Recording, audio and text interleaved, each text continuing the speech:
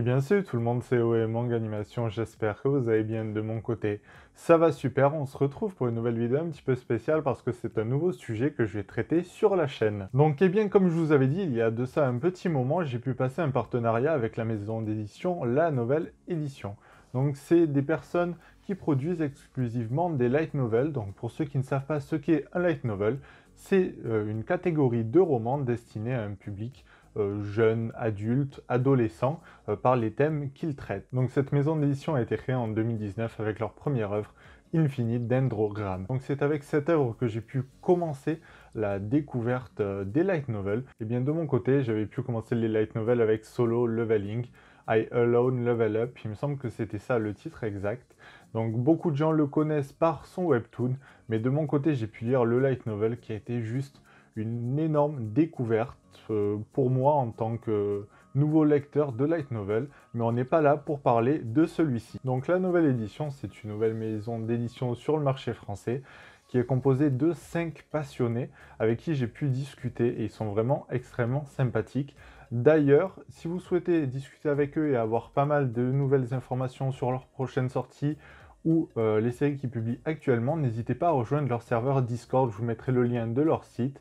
C'est là où vous pourrez du coup retrouver les light novels qu'ils proposent et il y a plusieurs particularités dessus. Donc bien de mon côté, j'ai pu recevoir le volume 3 de Infinite Dendrogram parce que j'avais pu avoir les 2 premiers volumes en numérique. Personnellement, moi je préfère le format papier, après ça m'a pas trop dérangé de lire en format numérique, mais il y a une petite particularité chez eux, c'est que le format numérique sort un mois avant le volume en format physique, sauf du coup pour le volume 4 qui va sortir un petit peu plus tard, mais c'est dû aux conditions particulières actuellement en France. Donc c'est de Saikon Kaidu et aux illustrations c'est de Taiki. Comme vous pouvez du coup aussi remarquer, la couverture de ce volume 3 est juste magnifique.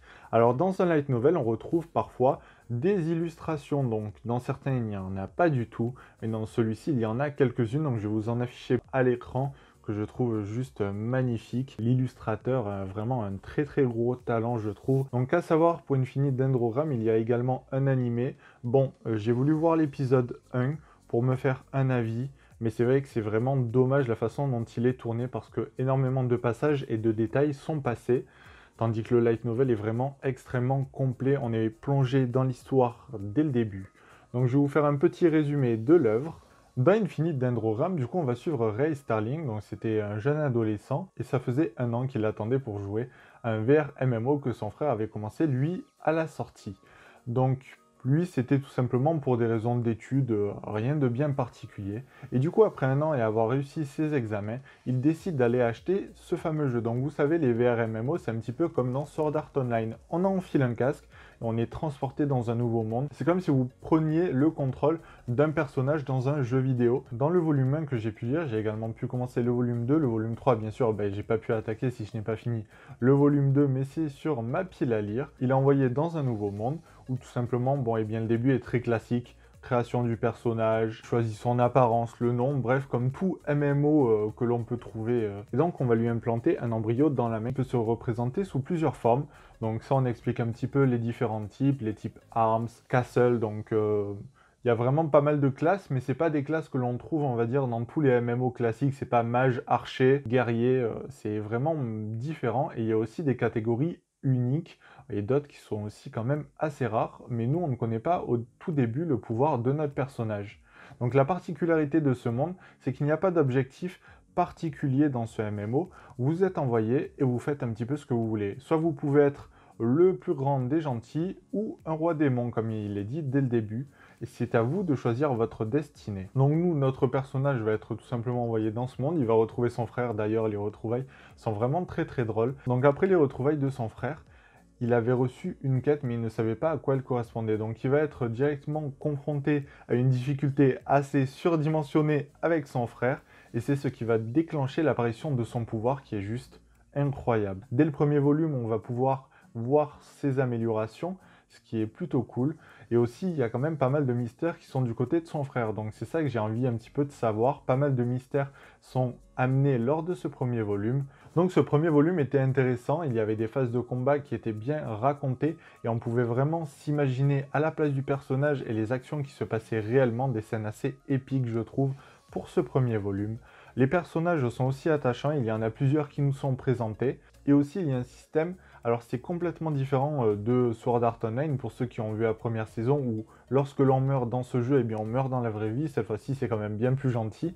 On est seulement, on va dire, banni, enfin restreint de connexion pendant 24 heures. En réalité, dans le jeu, il se passe 72 heures, ce qui peut impacter grandement vos quêtes en cours, etc.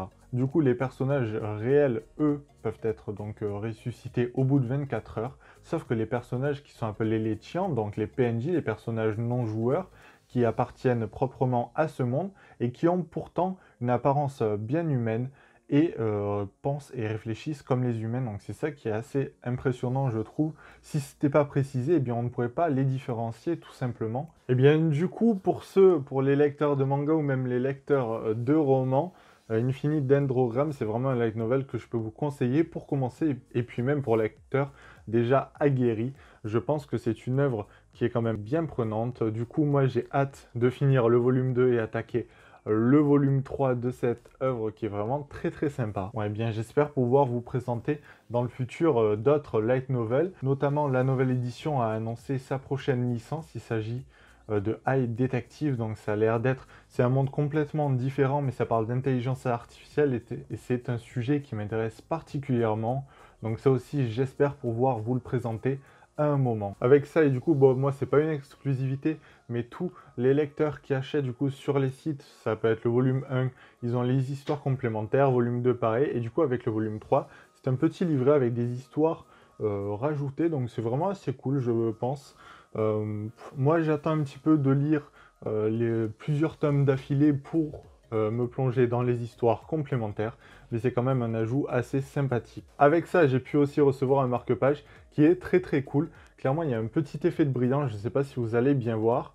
Et puis voici l'arrière. Donc comme je vous ai dit, n'hésitez pas à aller voir les réseaux de la nouvelle édition, ils font un travail vraiment très sympa. Et l'équipe est hyper sympathique et professionnelle. Et avec ça, j'ai reçu un poster du coup qui regroupe les volumes 1 et 2 et des petites illustrations. Je ne sais pas si vous allez bien voir. Du coup, pour conclure cette vidéo, eh bien, je souhaitais remercier la nouvelle édition pour leur confiance et m'avoir permis du coup de recevoir les volumes 1 et 2 en numérique ainsi que ce volume 3 en format physique. Je tiens également à remercier ma communauté, donc c'est grâce à vous si je peux avoir du coup des partenariats tels que celui-ci et vous présenter des œuvres qui sont pas forcément très connues et je pense qu'ils peuvent aussi vous intéresser. Donc pour vous remercier toujours, il y a le concours aux 1000 abonnés qui est prévu.